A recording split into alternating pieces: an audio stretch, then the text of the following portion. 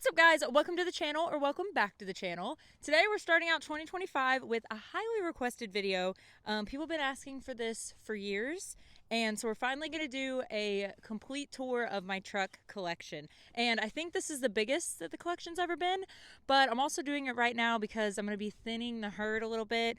A couple are already on Marketplace, and we're just going to be starting some new projects in 2025 and getting rid of a couple of these. So I'm basically going to give you a little bit of the history about each one, and we're just going to do like a walk around and talk a little bit about them. I'm super blessed to have all of these. A lot of these I never even thought would be, like, are some of my dream trucks, seriously, that I never even thought that I would get a chance to own, let alone all of these kind of at one time. So it's been, I mean, these have accumulated over a lot of years. All right, we're gonna start down here at the bottom of the lineup with the daily, and then we'll get to like the bigger, more exciting stuff over here.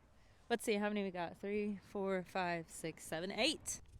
So this is my 2022 F350, and this is the old tow rig. And as you can see from the outside and the inside, You really want to show them the inside?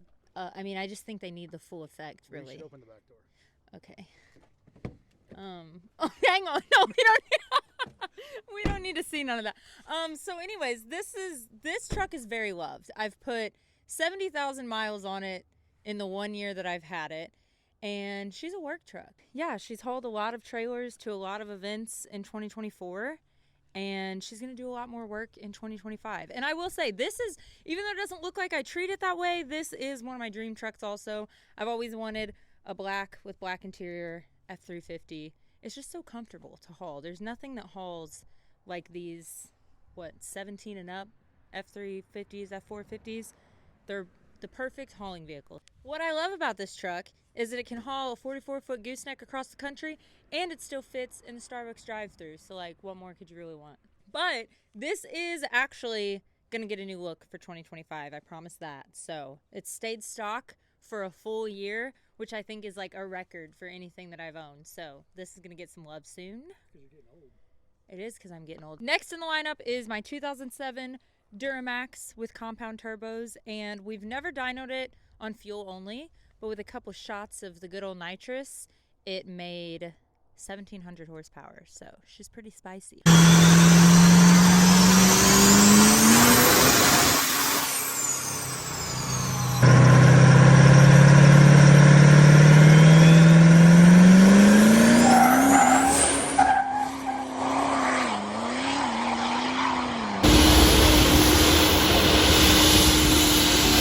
With high horsepower comes high horsepower problems. So And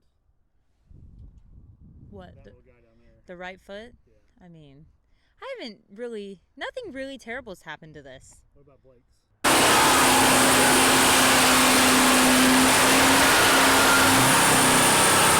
Fire! Fire!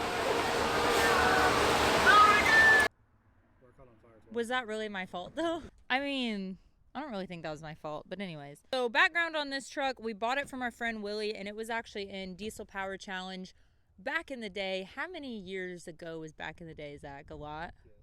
It was a lot. We watched the Diesel Power Challenge that this was on. The progression that the diesel power industry has made since then is absolutely insane. So that was even before this engine was in it, and before a lot of the upgrades, and what I think it only made like 800 or something. And that was like crazy back then. Yeah, so I bought this from them. They had already put the new engine in it. So the turbos, we've got a 78 and then a 105. It's got big injectors from Flux, the XP pump from Industrial, and a couple other upgrades. The inside is pretty much full race truck. So fun fact, it used to have full interior when Willie drove it back in the day, which was actually made it extra cool.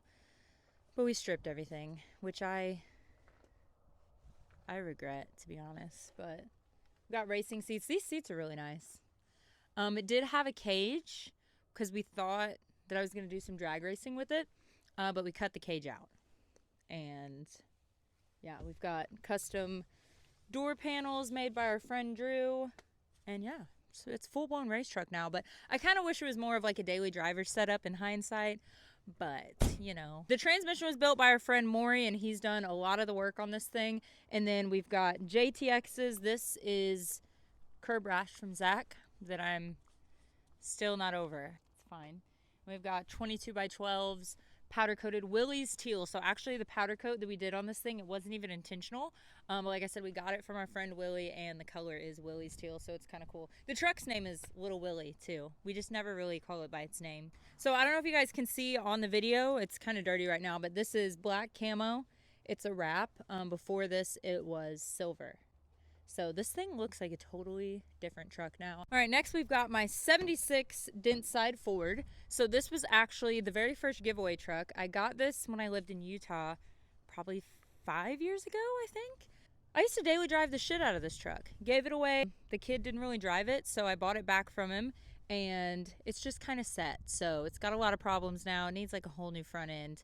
We had to jump start it to get it over here. It was kind of a nightmare, but it's fine. So when I was in Utah, my friend Damon, you guys have seen him on the channel a lot. He helped paint the Suburban and everything. So he painted this. It's silver spruce, which was actually a Ford color from like 2017. It was like on the Illumiduties when they first came out.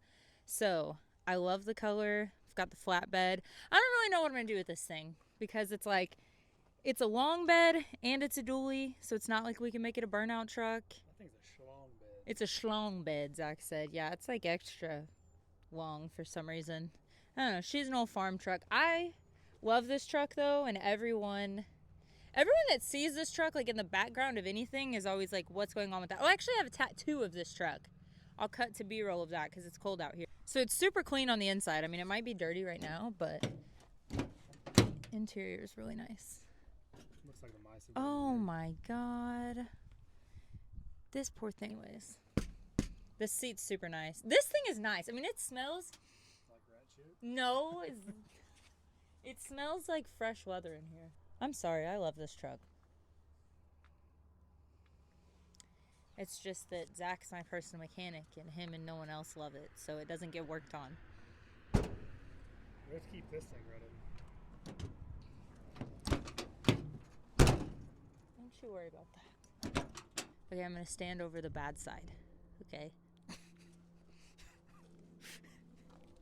Don't look, none of that. So, I mean, this truck with its Fetty Wap looking ass right now. This is my 84 D150, and this is the burnout truck, and she has seen better days. She's always been a designated burnout truck. First bought it and built it for the burnout contest at Holly LS Fest, and that was like our first entry into the burnout world, really. So back then it was twin turboed, which I quickly found out wasn't the best move for burnouts because it just took so much to spool and stay on top of those. Blame that on me always being on the rev limiter, because I used to have to always be on the rev limiter with the turbos, right? No, but yes. No, but yes. It was a mint truck.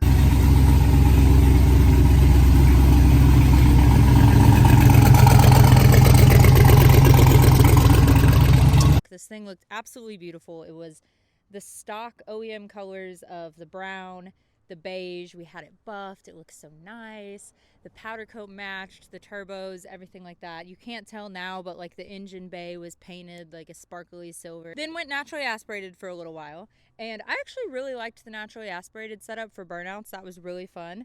And then after that, we upgraded to more horsepower as I get a little more comfortable. So since the rebuild, we've put a brand new Texas Speed 408 LS in it with a BDS 871 blower and big ugly top hat. We've got Holley injectors. It's running on a Holley Dominator now. Well, I love this setup right now. It is more horsepower than I need. We have it turned down a lot. It's tuned by Biddle Motorsports, and I think we have it set at what, 7 pounds of boost or something crazy.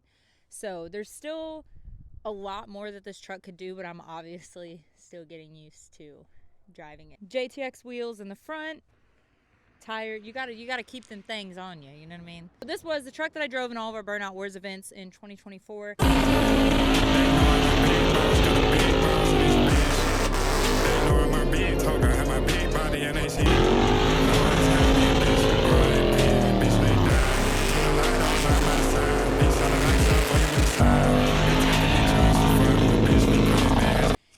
And before the 2025 season, she's gonna have to, honestly, we're gonna take this engine and transmission out and we're gonna drop it in another truck. And now a lot of people are like, oh, you can fix this, but yes, we thought we could fix it.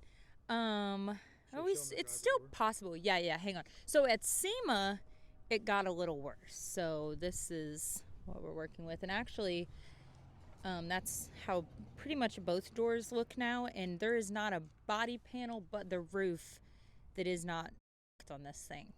What? This one's good. There you go, now they match. Originally, we were like, well, we'll replace a couple body panels, whatever. The frame is bent. Yes, a lot of people are like, you can put it on a frame rack, blah, blah, blah. Between that, getting all new body panels, that is all going to end up being more expensive and more time consuming than just getting another truck. So unfortunately, I think I'm going to turn this thing into like a lamp or something. You see the vision? Scrap pile. A scrap pile. So that's depressing, but I did have a lot of fun in this truck. And Zach thinks that I need to build something entirely different to replace this, but I don't think so. I think the first gen is iconic, and I want another short bed first gen just like this one, and I'm gonna wrap it the same and everything. Let me know what you guys think in the comments, if I should do something different, or does, hi Tina, or does this truck need to live on? She did have a name that I've never announced. Hi Tina, do you want to go bye-bye? Oh, this door doesn't even open, but anyway, show them the inside. We've got racing seats in here, got the Motion Raceworks shifter, got the little Holly screen. It's pretty clean on the inside. Oh, there's my cowboy boots that I've been looking for. All right, next up we've got my Polaris RZR, and I'm not sure what year this is. Maybe 2014, maybe? Shit, I don't know. Setup on this is a long travel high lifter kit with 6-inch portals. We've got 44-inch tires and then 24-inch JTX forged wheels. Love this setup. This is like the perfect Texas mudding setup. Of course, this wouldn't be for like dunes or trails or anything like that, but for Texas mud riding, this is a setup and I absolutely love it. So this was actually the first thing that I ever attempted to wrap, and it's not perfect, but I think it turned out pretty good. And of course, I powder coated everything on it. The color is Misty Lilac with Baby Junior Rockstar, all by Prismatics. And this is actually the same lavender color that was on my Escalade back in the day. So kind of brought that back to life with this build. You know, the black cheetah print with the purple. I just think it's so cute. We've got the bumper and cage was built by Rogue Off-Road. Let's see, what else do we have on here? Oh, I have some new Ravic lights recently. And this is Lacey's 2025. Wow. Next up, we've got my Dolph truck, and I built this for SEMA 2023, and it's a 22 F250, which is pretty massive. I mean, look, I'm 5'4". So this is an 18-inch Elevate kit. Everything was powder coated by me. It's custom wrapped with the Young Dolph tribute wrap by Atlanta Custom Wraps. But this whole build was kind of a Dolph tribute build because if you guys have ever seen his Rolls Royce, he had orange wheels on it with the camo wrap. So I kind of embodied that with this, and that's why a lot of people were like, what the hell, the wheels don't match, which to me they match because it's hunter orange and camo. But if you're not a hunter, I guess it doesn't make sense. I don't know. For the wheel setup, we've got 28x16 JTX forged wrapped in 44-inch boggers, and these bad boys are 19.5 inches wide, and these have to be my absolute favorite tires. I had these on my OG Escalade, and yeah, I just love these. They make everything look beefier. Even though you've got the massive wheel, it doesn't look like you're on rubber bands. They're not the most convenient for daily driving, but they look cool, so that's what we love. It's re-geared with Yukon 488s, and then as far as the interior goes, it's just the stock platinum interior, black on black. So this truck started out silver. I had it on like a 6-inch kit. It's had a couple different changes over its couple years with me, but we did a complete frame off when we did this build. So if you can see, the frame is powder coated to match. We've got the Elevate overlays on there also.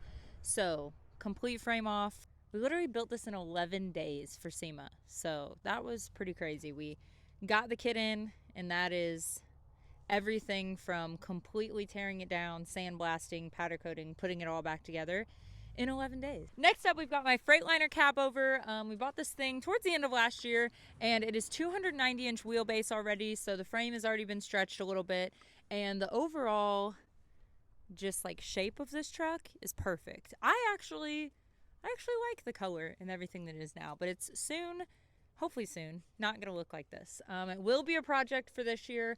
We'll be taking it up to Ohio, and a couple of our friends, Damon and what's the other guy's name? The Cabover guy. We love you guys. Anyways, the Cabover doctors, if you will, of Ohio are gonna help us build this thing. So originally, when we got it, we were going to use it to haul the Burnout Wars container over here, which I knew from the beginning just wasn't a good idea, but I agreed with Zach and said it was a good idea because I wanted a Cabover, but not for that purpose. I'm not gonna lie, we put a lot of miles hauling trailers during the year, and it low-key sounds pretty miserable to drive this over that F-350 down there. I'm just saying.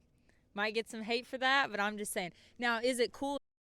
Absolutely, but there's just nothing as comfortable as heated seats and radio and being able to unhook it and drive through. So I'm just saying, we might still use it for that purpose here and there, hook it up to the gooseneck, take it to some shows, but it's ultimately going to be kind of a show truck, so probably not going to be much of a working truck.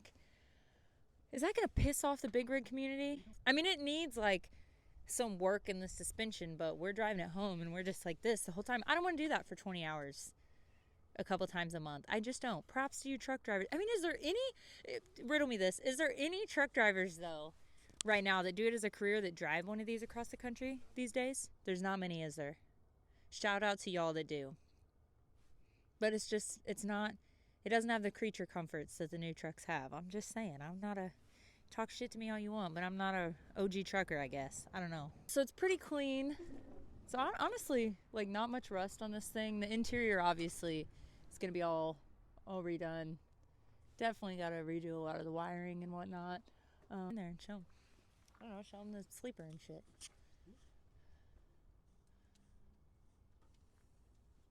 So there she is. All right, we saved the biggest for last, and this is my absolute dream truck. Tina, what are you doing? You're wondering what I'm doing?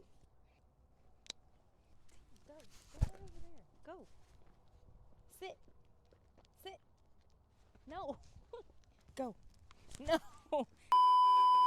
And we saved the biggest one for last. This is my absolute dream truck, but it is on Facebook Marketplace right now. I've got about 50 hits on it, and I've been ignoring every single one. So, because I really don't want to get rid of it, but it's going to happen. After we film this video, I'll decide to reply to a couple people. I mean, they're probably not serious anyways, right? I absolutely love this truck. It is street legal, as you see. I mean, you can drive it on the street, but I mean, I feel like, is it frowned upon if you kill a small family of children driving this on the street? Probably. If we had land or something, I would have more use for this, but it's one of those things, it just sits here. I look at it every day and admire it. I bought it from a guy named Chris Scarrett, and he actually made it into the crew cab that it is. So don't actually come like this. He custom built this. We haven't done anything to it but change batteries since I bought it from him, because it's perfect just the way it is. We've got these, I want to say these are 54s. This bed back here, these actually flip down to be benches that you can sit on, so that's super cool. So it's pretty cool for the, like, a mud park activity, which we have taken it to Rednecks and done that before. You can stand on that platform up there, and then of course it's got the lights all the way around. It's awesome. It's not the best mud truck though. I have sank it a couple times and it's so heavy that it just sinks in mud. So I mean, it'd be a good apocalypse mobile for somebody, for sure. Inside here, it's pretty nice on the inside, too. Oh, I might have to have you open that. Hang on, I'll get up in there and take him. It's got it detailed in here. It's so nice. So this is what it looks like on the inside. Still pretty military, but then this all in the back and fresh carpet on the ceilings. Peterbilt seats. The seats are on air also. I love it. She's a big bitch though. I mean, it's a far ways down there. So, a life accomplishment that this was one of my dream trucks, but gonna be moving on from it, I guess. Maybe one day. The only shitty thing is they don't make crew cabs, so I'm never gonna have another one like this. Sad. And we'll go ahead and add in my trailer, even though it's not necessarily a truck. My Loadtrail trailer, it's a custom 44-foot gooseneck with a hydraulic dovetail. Had a couple of these, but the new hydraulic dovetail is 13 feet, which makes it so convenient. We can pretty much get a whole truck on that dovetail and raise it up. So it's super nice.